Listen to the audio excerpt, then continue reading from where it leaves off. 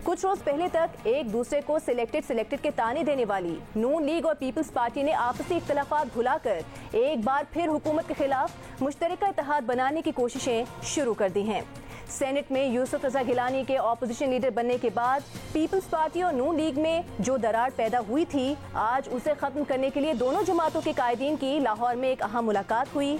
शहबाज शरीफ की रिहाइशगाह पर होने वाली इस हाई प्रोफाइल बैठक में पीपल्स पार्टी के चेयरमैन बिलावल भुट्टो जरदारी, साबिक सदर आसिफ अली जरदारी, शहबाज शरीफ, मरियम नवाज और हमजा शहबाज समेत दीगर रहनुमा शरीक हुए। इस मुलाकात के बाद नून लीग के सदर शहबाज शरीफ ने मीडिया से गुफ्तगू करते हुए मुस्तकबिल के लाहे अमल का ऐलान किया और कहा कि इस हुकूमत से छुटकारे के लिए तमाम आईनी, कानूनी और सियासी ऑप्शंस को बिला ताखीर इस्तेमाल करना होगा। चेयरमैन पीपल्स पार्टी बिलावल भुट्टो ने कहा कि दोनों जमातें जितना साथ चलेंगी, हुकूमत पर उतना ही दबाव बढ़ेगा। हमने ये इत्तेफाक पाया इस गवर्नमेंट से मुल्क को छुटकारा हासिल करवाने के लिए तमाम आईनी, कानूनी और सियासी ऑप्शंस को हमें बिला ताखीर इस्तेमाल करना होगा। ऑपोजिशन के जमातें हैं, जितना हमारा वर्किंग रिलेशनशिप में इजाफा होगा, जितना हमारा कोऑर्डिनेशन में इजाफा होगा, उतना ही ज़्यादा बोझ, उतना ही ज़्यादा ख़तरा हुकूमत को होगा। शहबाज शरीफ कह रहे थे कि नून लीग में राय का जो इख्तिलाफ है उस पर पार्टी में मुशावरत करेंगे और इस मसले को पीडीएम में लेकर जाएंगे। इस प्रेस कॉन्फ्रेंस के दौरान शहबाज शरीफ, मरियम नवाज, बिलावल भुट्टो से ऑपोजिशन की सियासत को लेकर सख्त सवाल किए गए। सहाफियों ने शहबाज शरीफ से सवाल किया कि क्या पीपल्स पार्टी और नून लीग एक साथ लॉन्ग मार्च करेंगे, क्या तहरीक अदम एतमाद लाने का फैसला हो गया और क्या पीडीएम से पीपल्स पार्टी को आखिर क्यों निकाला गया। डिस्कस हुआ कि क्या जो लॉन्ग मार्च जो पीपल्स पार्टी ने जिसका ऐलान किया है और जो लॉन्ग मार्च पीडीएम ने जिसका ऐलान किया है, इसमें हम आंगी और कोऑर्डिनेशन पैदा कर सकते हैं। इसमें 2-3 राय सामने आई, मुझे पूरा यकीन है कि मस्बत बात सामने आएगी। दूसरी बात आपने जो कही अदम एतमाद की, पीपल्स पार्टी तो इसके बाद इस बारे में हमेशा क्लियर थी। हमारी पार्टी में एक से ज़्यादा राय थी, लेकिन काफ़ी इस वक्त कंसेंसस है।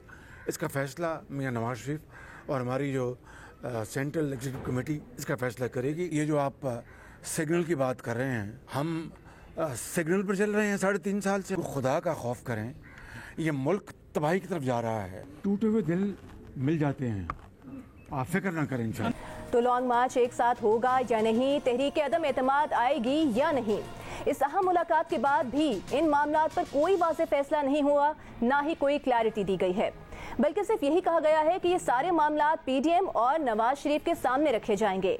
इख्तलाफात के सवाल पर शहबाज शरीफ कह रहे थे कि टूटे हुए दिल मिल जाते हैं, जबकि मरियम नवाज का ये कहना था कि इख्तलाफात आते हैं लेकिन अवाम की मुश्किलात हमें इकट्ठा करती हैं।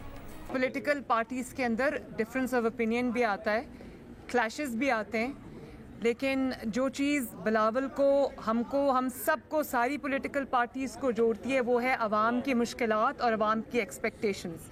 और जब वो बात आएगी, हम आपस के इख्तलाफात बुलाकर हम जो अवाम की बेहतरी के लिए होगा हम उसमें हम इकट्ठे आगे बढ़ेंगे। अब सिलेक्टेड कौन है? आपने ट्वीट किया था बिलावल साहब के लिए, अब बता दें अब सिलेक्टेड कौन है? इंशाअल्लाह ताला जो सिलेक्टेड था वो अब ऑन हिज वे आउट है। हमारा माजी का इख्तलाफात के बावजूद ये बड़ा मकसद के लिए हम इकट्ठे हैं। तो अपोजिशन की दो बड़ी जमातों की इस अहम मुलाकात को हुकूमत करप्शन के टोले की मुलाकात करार दे रही है। वज़ीर मुमलिकत फारूक हबीब का ये कहना है कि ये एक दूसरे को शोकॉज देते हैं और फिर मुलाकातें भी करते हैं।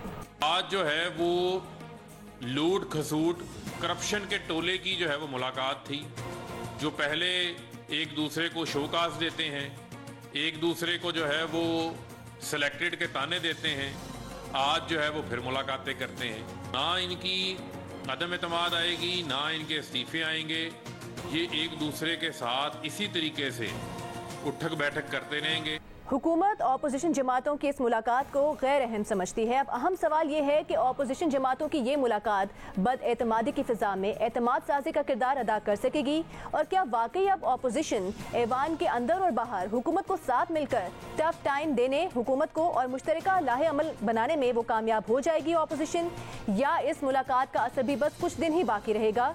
क्योंकि अगर ऑपोजिशन का ट्रैक रिकॉर्ड देखा जाए तो ये कहना गलत नहीं है कि इन 4 सालों में ऑपोजिशन को ऐवान के अंदर और बाहर मुसलसल नाकामियों का सामना करना पड़ा है। चाहे चेयरमैन सेनेट की तब्दीली की कोशिश हो या सेनेट से इलेक्शन, इस्लाहात, FATF और स्टेट बैंक से मुतालिक बिल्स की मंजूरी का मामला हो, मुश्तरका ऑपोजिशन को अक्सरियत में होने के बावजूद नाकामी का सामना रहा है। और इसी तरह ऑपोजिशन कई दावों के बावजूद अब तक ना वज़ीर आज़म के खिलाफ तहरीक आदम एतमाद ला सकी है, ना इस्तीफे देने के दावों पर अमल हुआ है। और इन्हीं नाकामियों की वजह से ऑपोजिशन हुकूमत को टफ टाइम देने के बजाय अक्सर आपस में ही लड़ती नजर आई है। अब आज की अहम मीटिंग और इस सारे मामले पर बात करने के लिए हमें ज्वाइन किया है पीपल्स पार्टी के रहनुमा हसन मुर्तज़ा साहब ने। हसन साहब, बहुत शुक्रिया आपके वक्त का। लगता है पीपल्स पार्टी को ये बात समझ आ गई है कि अकेले रहकर तो हुकूमत का कुछ बिगाड़ नहीं सके, तो क्यों ना एक दफा फिर मुत्तहिद हो जाया जाए। लेकिन मुत्तहिद रहकर भी आपने माजी में क्या बिगाड़ लिया था इस हुकूमत का, इस दफा क्या मुख्तलिफ हो जाएगा? देखिए, बहुत शुक्रिया जी, आपने मुझे मौका दिया बात करने का।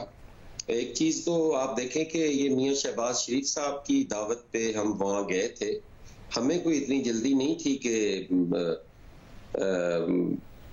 पीपल्स पार्टी को आइडिया होता कि अकेले रह के हम कुछ नहीं कर सकते। पाकिस्तान पीपल्स पार्टी ने अकेले रह के बड़ी तहरीकें चलाई हैं। उसमें डिक्टेटर ज़ियाउल हक था, डिक्टेटर मुशर्रफ था, उसमें अयूब था, याहिया था। तो ये सारी चीजें हमने की हुई हैं जो आज हमें बताई जा रही हैं कि आप अकेले रह के नहीं कर सकते। उसमें हम अकेले ही थे और आज हम उनकी दावत पे वहां गए थे। एक अच्छी मूव थी। अगर मियां साहब को ये ख्याल आया और उन्होंने चेयरमैन बिलावल के नैरेटिव पे हमारे साथ बात की और उस पे हमें साथ लेके चलने की बात की, तो इसमें कोई बुराई नहीं है। पॉलिटिकल पार्टीज, फोर्सेस आपस में मिलती रहती हैं, बातचीत भी करती हैं और जो इश्यूज हैं इस वक्त वो हमें इकट्ठे होने पे मजबूर कर रहे हैं। आज हमारी जो कौम है, जो हमारी अवाम है, वो भूख से मर रही है, वो बेरोजगारी की को फेस कर रही है, वो लॉ एंड ऑर्डर की सूरत हाल जो दिन ब दिन बिगड़ती जा रही है, जो दहशतगर्दी के वाकयात हैं, जो स्ट्रीट क्राइम के हवाले से देख लें, डकैतियां हो रही हैं, तो ये सारे इश्यूज ऐसे हैं जिसपे हम तब भी थे हसन मुर्तज़ा साहब जब आपका इख्तिलाफ हुआ और PDM से आपने अपनी राहें जुदा कर ली। ये इख्तिलाफात तब भी, ये मसाइल सारे जो थे वो तब भी थे अवामी मसाइल। देखिए, मैंने पहले अर्ज की है कि अगर चेयरमैन बिलावल के नैरेटिव पे कोई जमात भी आके हमें कहती है कि हम आपको साथ लेके चलते हैं और हमें चलना चाहिए, हम अकेले ये काम नहीं कर सकते, ये जो हमारा 1 पॉइंट एजेंडा है इस मुल्क से इमरान खान साहब की जो इस मुल्क पर जो कब्जा है उस तसल्लुत को छुड़ाने के लिए और लोगों को रिलीफ देने के लिए अगर हम इकट्ठा चलें तो ये हो सकता है। तो क्या पाकिस्तान पीपल्स पार्टी कहे कि नहीं, हमें आपके साथ नहीं चलना? पाकिस्तान पीपल्स पार्टी हमेशा जमातों को साथ लेके चलती है। वही PDM जिससे हमें निकाला गया वो पीपल्स पार्टी ने बनाई थी, वो APC पीपल्स पार्टी ने होस्ट की थी। अच्छा। तो उस वक्त भी ये मसाइल थे लेकिन हमारे दोस्तों को समझ नहीं आ रहे थे। अल्हम्दुलिल्लाह आज उन्हें समझ आ गए हैं। अच्छा, पाकिस्तान पीपल्स पार्टी तो नहीं। जो आज मीडिया से गुफ्तगू की है ऑपोजिशन रहनुमाओं ने, कोई वाज़ेह हिकमत अमली समझ में नहीं आई, तो मीटिंग में आपने क्या तजावीज़ रखी और जो आप कह रहे हैं कि हमारी बात उन्हें समझ आ गई है, क्या बात समझा दी आपने? देखें, ये एक फॉर्मल मीटिंग थी हमारी CEC के बाद और इस सारा जो टाइम गुजरा उसके बाद पहली थी और इसमें इस बात पे इत्तेफाक हुआ कि हमें इकट्ठा चलना चाहिए। हमारी जो on the floor of the house working relationship है उसको भी बेहतर होना चाहिए। हमें अपने मैनिफेस्टो हमारे अपने अपने हैं। हमने कल भी सियासत अलग-अलग करनी है, हमारी अपनी सियासत है, उनकी अपनी सियासत है, लेकिन आज जरूरत इस चीज की है कि हम इकट्ठे हों और इस चीज पे इत्तेफाक हुआ कि हमें इकट्ठे होना चाहिए। और थोड़ा बहुत जल्दी उन्होंने इस बात पे भी इत्तेफाक हुआ कि हम इन दिनों में अपनी अपनी पार्टी से बात करके वो अपने इत्तेहादियों से बात करेंगे, हम अपनी CEC में जाएंगे, अपने लोगों से बात करेंगे और उसके बाद हम इस पे बैठ के गौर करेंगे कि किस तरह हम इकट्ठे चल सकते हैं। लॉन्ग मार्च की तारीखें थोड़ी आगे पीछे हो सकती हैं या धरने के ऑप्शन उसको कंसिडर करेगी पीपल्स पार्टी? देखिए, पीपल्स पार्टी के मंशूर में धरना नहीं है। हम पुरअमन प्रोटेस्ट के हामी जरूर हैं। हमारे पास ऑप्शंस जो है, हम पहले भी कहते थे, हम आज भी कह रहे हैं कि हम नो कॉन्फिडेंस की तरफ जाएंगे, हम प्रोटेस्ट करेंगे। हमारा तो नो कॉन्फिडेंस पर कोई इत्तेफाक राय पैदा हुआ है? चूंकि जरदारी साहब और नवाज शरीफ साहब की इतलात हैं कि गुफ्तगू भी हुई है इस पर। नहीं, उनकी कोई गुफ्तगू आज नहीं हुई। आइंदा को हो जाए तो उससे कुछ कहा नहीं जा सकता, लेकिन आज कोई ऐसी गुफ्तगू नहीं हुई मियां साहब के दरमियान और जरदारी साहब के दरमियान। आज मियां शहबाज शरीफ साहब थे, चेयरमैन बिलावल भुट्टो थे, मरियम बीबी थी, हमजा शहबाज साहब थे और आसिफ अली जरदारी साहब थे। वहीं पे जो गुफ्तगू हुई, जिसका मैंने आपसे पहले भी जिक्र किया है कि इस चीज के। हसन साहब, ये बताइएगा कि कोई ऐसे इस खबर में कितनी सदाकत है? बताइएगा कि 20 अरकान ऐसे हैं जिनके फहरिस्त रखी है नून लीग ने आपके सामने कि ये हुकूमती अरकान हैं जो हमारे साथ शामिल होने को तैयार हैं अगर तहरीक आदम एतमाद की बात की जाए। ये थोड़ा सा मैं कहता हूँ कबल अज़ वक्त होगा। लोगों के नाम तो हमारे पास भी हैं, लोगों के नाम उनके पास भी हैं, और वो कौमी असेंबली में भी हैं, वो पंजाब असेंबली में भी हैं, वो सेनेट में भी हैं। लेकिन ये थोड़ा सा कबल अज़ वक्त होगा। मैं समझता हूँ कि अभी इस हद तक हमारी डिस्कशंस नहीं हुई कि हमने कोई लाएअमल तय कर लिया है, हमने कोई लोगों की जो लिस्टें हैं वो शेयर कर ली हैं, या हम कोई इस पे इत्तफाक राय हो चुका है कि ये हमने करना है और इन 4 दिनों में करना है। अभी तक ऐसा कुछ भी नहीं हुआ। ये जरूर हुआ है कि नो कॉन्फिडेंस का ऑप्शन जो है वो भी होगा। और तो वो पहले इस्तेमाल कहाँ किया जाएगा? पंजाब में इस्तेमाल किया जाएगा, मरकज में इस्तेमाल किया जाएगा? इस बारे में कोई क्लैरिटी है दोनों जमातों को? देखिए, हम दोनों जगह पे करेंगे, लेकिन अभी ये फाइनल नहीं हो पाया क्योंकि आज पहली मीटिंग थी और इस मीटिंग में तो जो बड़ा अच्छा माहौल था और उस पे दोनों पार्टीज इस चीज पे आमादा थी कि ये होना चाहिए। और हमें इस बात की खुशी है कि आज वो जो एक बर्फ थी वो पिघलना शुरू हो गई। शुक्रिया आपका बहुत। हसन मुर्तजा साहब पीपल्स पार्टी का मौक़िफ़ वो सामने रख रहे थे और उनका कहना है कि बर्फ तो पिघलना शुरू हो गई है लेकिन एक इत्तफाक़ी राय पैदा नहीं हो सका। एक हिकमत अमली क्या होगी हुकूमत को टफ टाइम देने के हवाले से, उसके बारे में कुछ कहना कबल अज़ वक्त होगा। अब इस पर नून लीग का मौक़िफ़ क्या है, उसके लिए हमें ज्वाइन किया है नून लीग के रहनुमा जावेद लतीफ़ साहब ने। जावेद साहब, बहुत शुक्रिया आपके वक्त का। ये बताइएगा जावेद लतीफ़ साहब, PDM का मौक़िफ़ बकौल फवाद चौधरी साहब इंफॉर्मेशन मिनिस्टर, वो ये कहते हैं कि एक दिन और होता है, दूसरे दिन कुछ और होता है, और आप आज की मीटिंग के बाद भी कोई क्लैरिटी नहीं नजर आई आपकी गुफ्तगू में। जब ऑपोजिशन रहनुमाओं ने मीडिया से गुफ्तगू की तो लगता है कि आप खुद भी कंफ्यूज हैं, कोई इत्तेफाक राय पैदा नहीं कर सके, आवाम को भी कंफ्यूज कर रहे हैं और इसका फायदा हुकूमत उठाती है। नहीं, देखें, सारा बात तो सीधी सी है कि हुकूमत वक्त के खिलाफ अवाम और तमाम अपोजिशन जमातें एक पेज पे हैं। वो है कि इसको निकालने के लिए अब आ जाए, जो तरीकाकार है, हर जमात अपनी अपनी राय देती है। जो बात आप कर रहे हैं वजीर के हवाले से, तो आपको भी इल्म है और पूरी पाकिस्तानी कौम को इल्म है कि इनका एक मौक़िफ़ तो क्या, इनका कोई नजरिया, कोई सोच, फिक्र, कोई प्लानिंग तो है ही नहीं, जिसकी वजह से पाकिस्तान की तबाही इन्होंने 4 सालों में कर दी। मगर जहां तक आज की मीटिंग का तल्लक है तो देखें, बात सीधी सी है कि हम पहले दिन से ये बात कह रहे हैं कि आईनी कानूनी तरीके से आप अदम एतमाद किसी भी हुकूमत वक्त के खिलाफ कर सकते हैं। ये एक आईनी ज़रूरत भी होती है और तकाजा भी है अगर आप उसको हुकूमत को हटाना चाहें। मगर पाकिस्तान के इन 4 सालों में ख़ास तौर पर जो शेख रशीद के बकौल के उनका हाथ हमारे सर पर है, वो हाथ पूरी तरह हटने के लिए तैयार नहीं है, जिसका इजहार शेख रशीद साहब करते रहते हैं। तो इसका मतलब है आप भी किसी वाज़ेह इशारे का इंतजार कर रहे हैं? अब आ जाए, जो आप बात कर रही हैं कि इशारे का, देखिए, अगर इशारे पे ही बात करनी होती तो हम हुकूमत ना गंवाते, हम अपने इलेक्शन 2018 के चोरी ना होने देते, हम सजाएं ना काटते, अगर इशारों पर ही हमने अमल करना होता। मगर बात सारा ये है कि देखें, अगर आप वो इशारे जो हैं, जो बकौल आपके और बकौल शेख रशीद के कि उनका हाथ हमारे सर पर है, अगर वो हाथ हटेगा नहीं तो फिर डॉक्टर आमर लियाकत के बकौल जो PTI के मेंबर भी हैं, उन्होंने कहा कि बड़े एहतमाम से हम लाए गए हैं और जो लाते हैं आपके इल्म में है। अब देखिए बात सीधी सी है कि वो तो उन्होंने अपने उस बयान की वजाहत भी दे दी थी। जावेद लतीफ साहब, चूंकि आपने कहा कि हुकूमत के खिलाफ ऑपोजिशन एक पेज पर है, मैं ज्यादा दूर की बात नहीं करूंगी, माजी करीब की बात करूंगी। किस तरह पीपल्स पार्टी और नून लीग एक दूसरे के खिलाफ सिलेक्टेड के अल्फाज इस्तेमाल करती रही, किस तरह की बयानबाजी की जाती रही, तो अब एकदम से अवाम भी कंफ्यूज है कि कैसे एकदम से एतमाद पैदा हो गया दोनों पार्टीज के दरमियान, और ये इत्तेहाद जो कि आपके नाक़दीन कहते हैं कि बड़ा गैर फितरी इत्तेहाद है, ये चल पाएगा? देखें, एक तो बात सीधी सी है कि ये इत्तेहाद कोई इंतखाबी इत्तेहाद तो है नहीं है।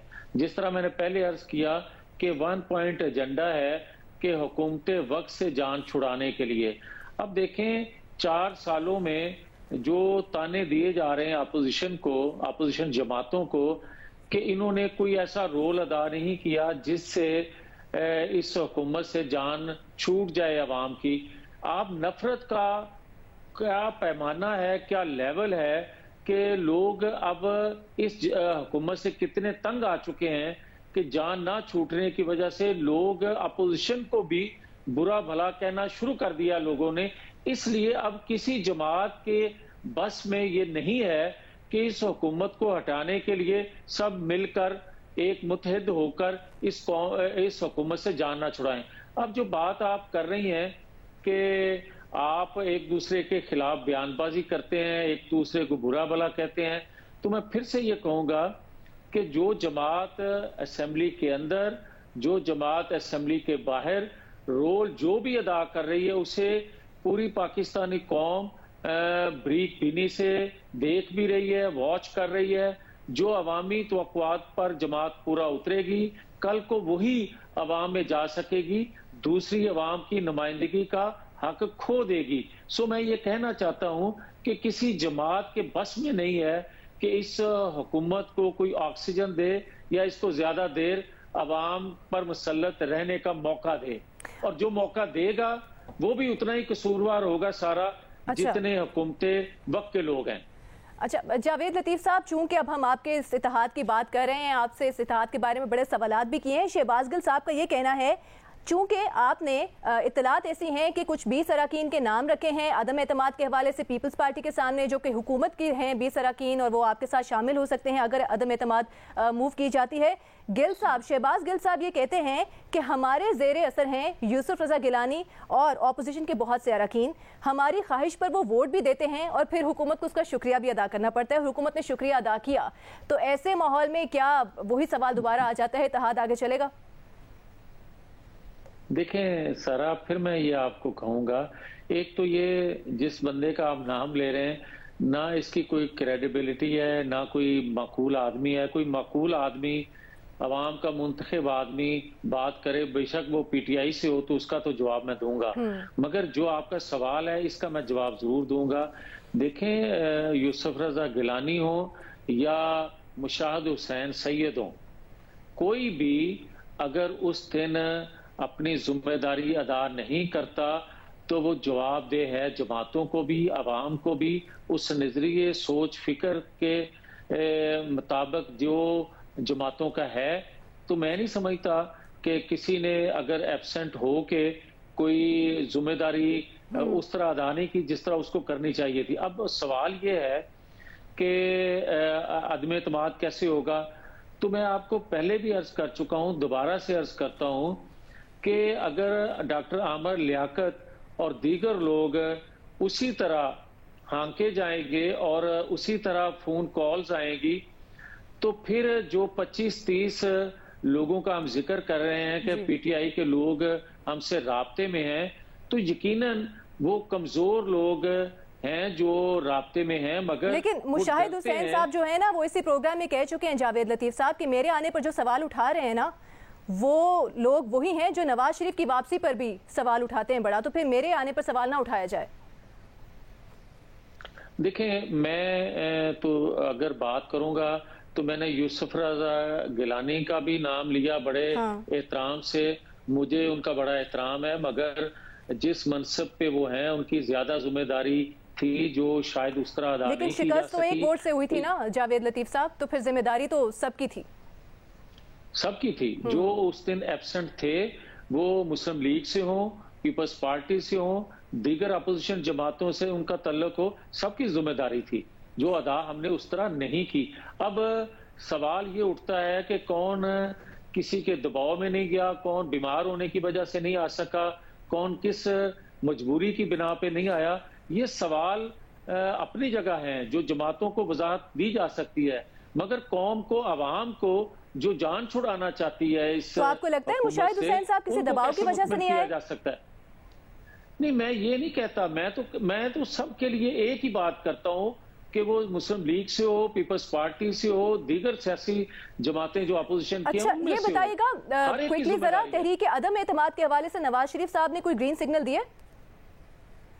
देखिए, नवाज शरीफ साहब 4 साल से अगर तहरीक अदम एतमाद को सपोर्ट नहीं कर रहे, हमायत नहीं कर रहे या उसका इन मंजूरी जमात को नहीं दे रहे, तो उसकी बुनियादी वजह भी यही है कि अगर जो बिल पास करवाने के हवाले से आपको चीजें सामने आती हैं, फोन कॉल्स आती हैं, और जिस तरह उनके इत्तेहादी जो हैं उनको दबाव में लाकर लाया जाता है, तो फिर अगर हमारे पास नंबर पूरे नहीं है तो अदम एतमाद का के लिए तहरीक को पेश करना वक्त का ज़िया है। लोगों के जो, हाँ ये बात जरूर है जो नवाज शरीफ साहब हमेशा से कहते हैं कि अगर आईनी तरीका जो है उसको भी बंद कर दिया जाए तब्दीली का, तो फिर लोगों के पास ऑप्शन महदूद रह जाती हैं। और हम नहीं चाहते कि हम अदारों पर हमला करें, अदारों पर कब्जा करें, और इससे अगर पॉलिसी साज नहीं हटेंगे किसी से के ऊपर से गैर आईनी जो भी ऑप्शन इस्तेमाल किए जाएंगे वो आईनी और कानूनी होंगे। बहुत शुक्रिया आपका। इस मामले पर हमने पीपल्स पार्टी और नून लीग का मौक़िफ़ आपके सामने रखा है।